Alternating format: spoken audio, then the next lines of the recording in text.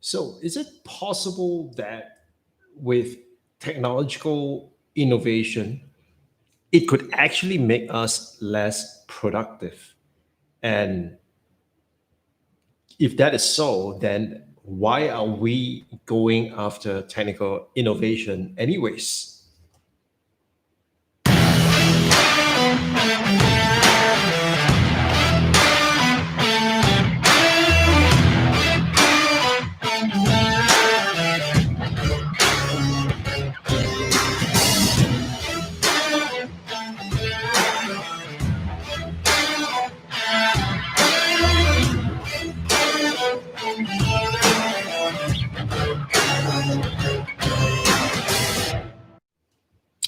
Hey, Melvin here with the Melvin Live Show, and this is episode 73. And today I want to talk to you about something that I spent quite a bit of time in school learning about it and also debating about it. Well, the idea is about productivity. But before we get into that, just give you a bit of a context here.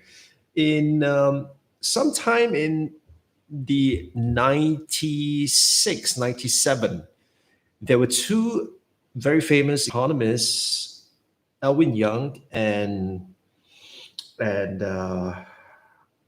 what's his name? Now I can't remember. In any case, these two economists say that Singapore it's one of the countries in the East Asian region that actually experience negative productivity growth. So what they were arguing is that despite all the innovations and capital investment that the country have put in, you are actually seeing a downward trend in terms of the productivity level of the workers. And now I remember the other economist's name. His name is Paul Krugman. Now, obviously, our government disagreed with their point of view, and what we wanted to do was to be able to rebut them in a study that will be able to say what exactly um, it's the current situation here in terms of productivity. Now, in case of for those of you who are not familiar with productivity and how exactly this little thing is being computed in the world of economics itself, just allow me to kind of give you a sense of what it actually is. So the idea behind the whole idea behind the productivity is basically as follows. Um, so the thing is, here's the following, right? So basically, we like to say that when you look at production, there is basically inputs and output. And by the way, when you talk about economics, there are actually three key aspects that we are talking about. One is in terms of how people make decisions, right? Second one is do firms make how the firms produce output based on whatever inputs that they have. And of course, the third one is how are these goods distributed, right? And so essentially, when goods are being distributed, we are also looking at wealth distribution. And so these are the three key things that we look at: production, distribution, and decision. Now, so when you look at how a company like your business, right, how we actually produce goods or services, it's basically this is the process, right? You have input. So in my case, for example, my input would be, let's say, the amount of materials that I read and the amount of information that I have, the experience that I have, and how this I can then turn it into something like like a knowledge that I want to share, for example, right? Now, of course, all these things that I read, right? All these things that I read in terms of books, in terms of podcasts, in terms of videos that I watch, all the online training, for example, right?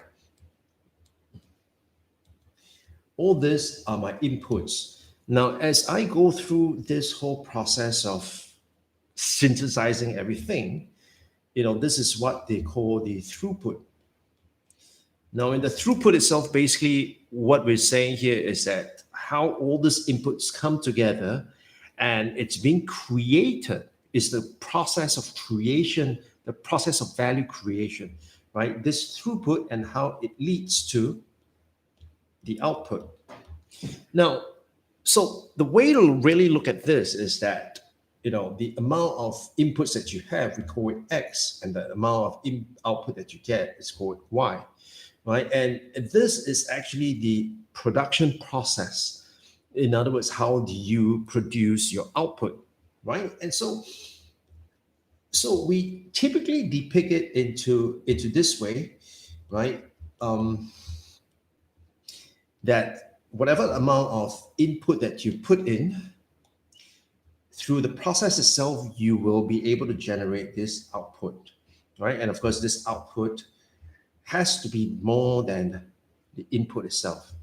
Now, of course, this factor here would be the determination factor, which, in other words, if this factor here is less than one or greater than one, it would mean certain things. So if it's greater than one, it means that for every piece of input that you put together, it's going to give you a bigger output. But if it's less than one, then obviously it's going to give you less, right?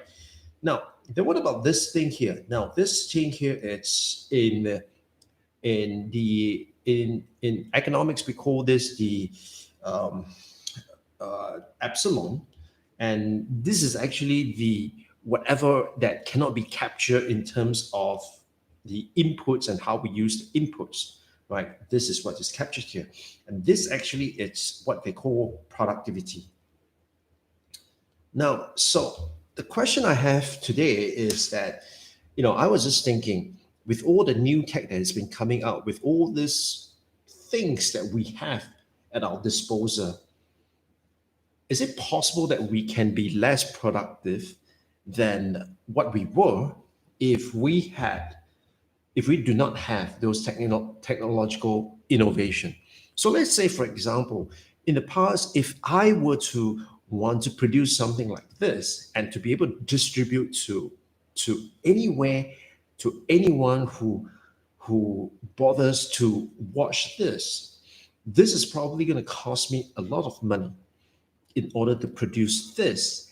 And yet I may not know the kind of returns that I'm probably going to be getting, right? And of course, now at a very, very low cost, you and I can do this. And in this process itself, we can actually still reach that tremendous amount of people.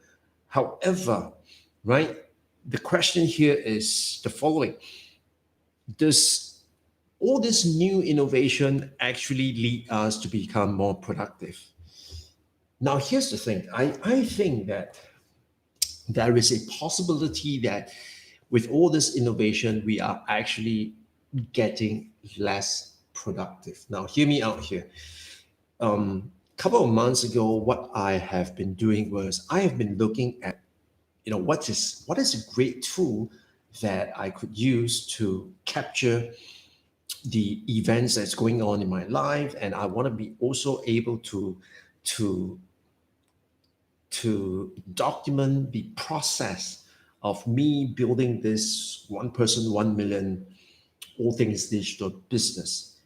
And I was so excited about that because I want to be able to document every single step, everything that I did every day.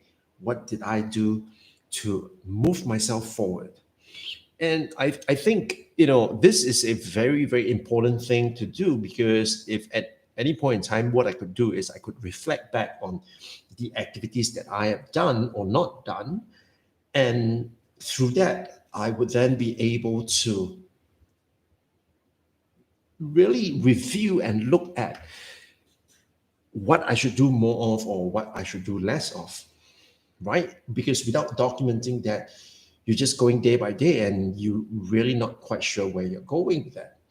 And so the key idea here really is to be able to pin down and say that, well, today, if I look at the last couple of weeks, When I got the results, these were the things that I did. When I didn't get the results, these were the things that I did.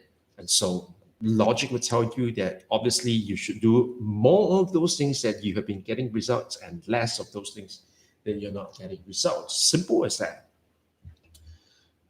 And so when I was looking at the various tools to kind of do that, um, first thing first, I must say that after having gone through the various tools, I found one thing, that none of these tools are perfect, right? None of these tools are perfect.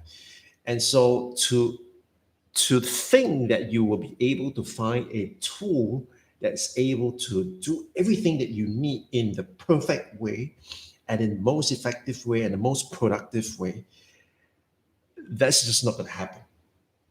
And so if that's not going to happen, what that means is that the following, right? It means that we have to then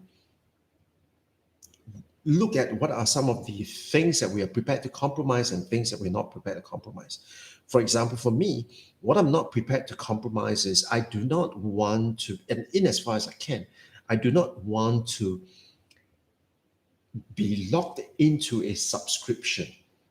I would prefer to be paying upfront for an app, even if it costs me a lot of money just to get the app on every single platform, right? I would be more willing to pay for that app one time and to be able to use it forever, or at least over a period of time, instead of paying for a subscription on an annual basis. That's purely my point of view, right? So that's number one. Number two is that I want to make sure that when I use a platform, I am not held hostage to a certain operating system.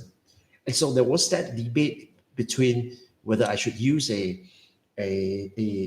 app that is purely just made for Mac OS and iOS only, or should I use something that kind of allow me to use cross-platform.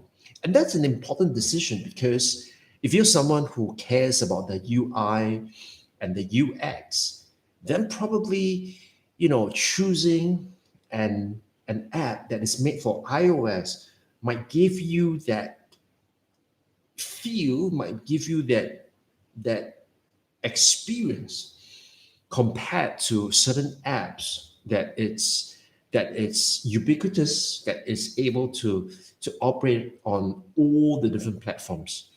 Now, the reason is that when it's operated on all different platforms, both platforms have got its similarities and also have got its differences. And so there has to be a compromise in terms of the UI and UX. And so these were all the different things that I was going through. And really, one of the key things was that no matter how much you study and you read the reviews, and you look at how other people are using the tool itself, nothing like you actually using the tool and experimenting it for yourself.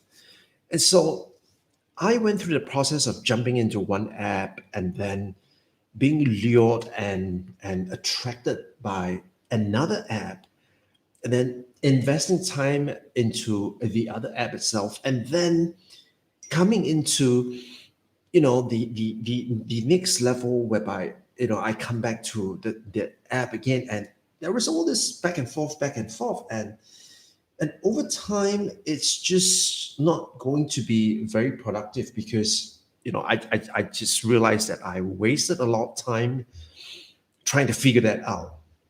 And so I think that the that that but there is no compromise in terms of you know whether I should be doing this, or I should just focus on one app and just commit to it and don't look back at all. I don't believe that should be the case. I believe that from time to time we should evaluate our choices, and we should evaluate in such a way that it makes sense to us. And so the whole idea behind this logic is basically very simple. The way I look at how we evaluate tech or how we evaluate technological innovation, here's the thing. When something is new and when we are using it for the first few times, what's going to happen is we're not going to be very skilled at it. And so there might be some fumbling, there might be some hiccups along the way that it becomes inevitable. Like for example, when I switched from using StreamYard, which is a really simple tool and an effective one, but there were some things that I wasn't quite happy with. And of course, one of them is that I need to pay a subscription. And so, what I wanted to do is that I want to see is if there is a tool that I could pay one time and to be able to use it as much as I want to. And so, when I looked around and I found that yes, there's actually a tool, and that tool is called the A10 Mini by Blackmagic Design. And so, when I found that tool and I watched a couple of videos of how people have been using the tool, then I make a decision that yes, this is something that I want to invest in. But when I got the A10 Mini itself, it got me a couple of times, as you can probably see on my videos. It took me a couple of times before I kind of get the hang of it, to the point whereby when I fire out the A10 Mini, I know specifically what are the things that I need to do without even thinking or experimenting with it. And so, as you go into new tech, definitely there is going to be this learning curve that will slows you down in terms of learning it and to be able to execute that. The same with whenever you get a new piece of software and you need to learn how to use that piece of software. And that really causes you to kind of slow down, because in the past with another software, you probably be able to do it very quickly. You probably have even created templates for that. But now that you move to a new piece of software, you have got to start the whole process over again.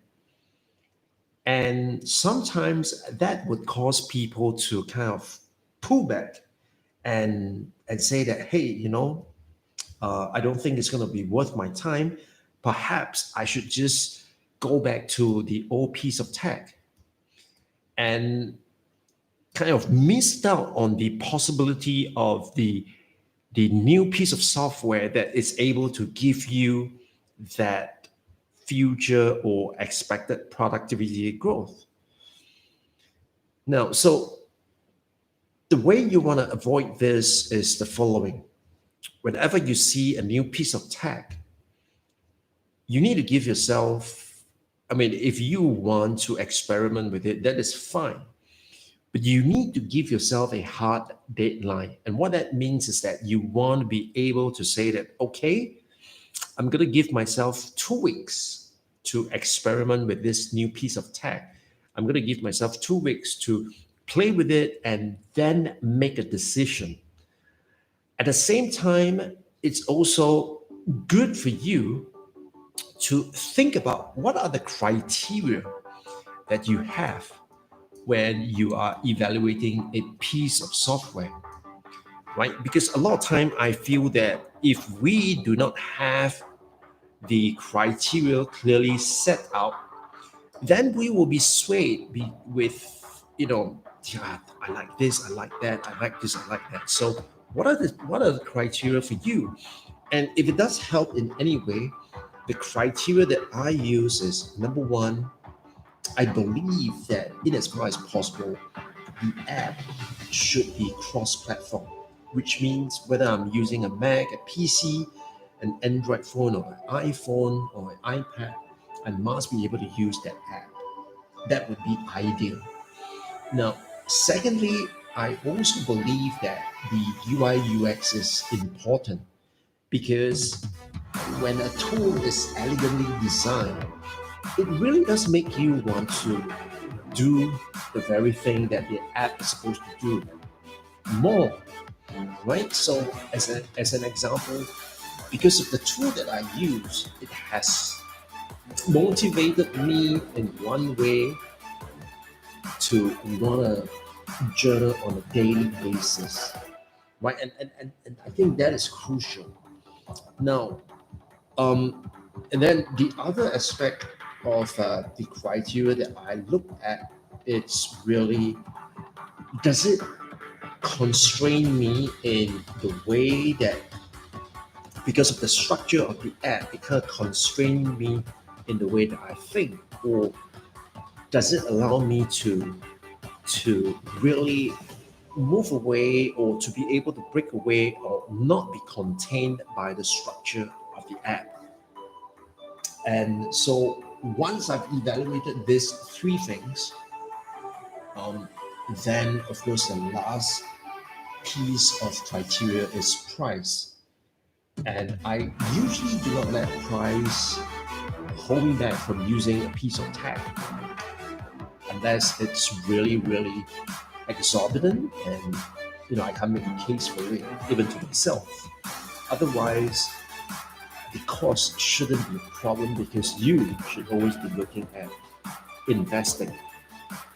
And so there is this new piece of tech that I think we all should get ourselves familiar with. And that new piece of tech is called no code tools, right? No code tools. And right now, if you're looking to build a simple and yet scalable and yet automated system, I want to talk to you because I can help you build that simple, elegant, automated no-code tool. And if you contact me, I can even do it for you for free. But only if you contact me by leaving a comment below. Right, this is the Melvin live show, and I thank you for watching. Hope you have a nice one, and I'll see you on the next one.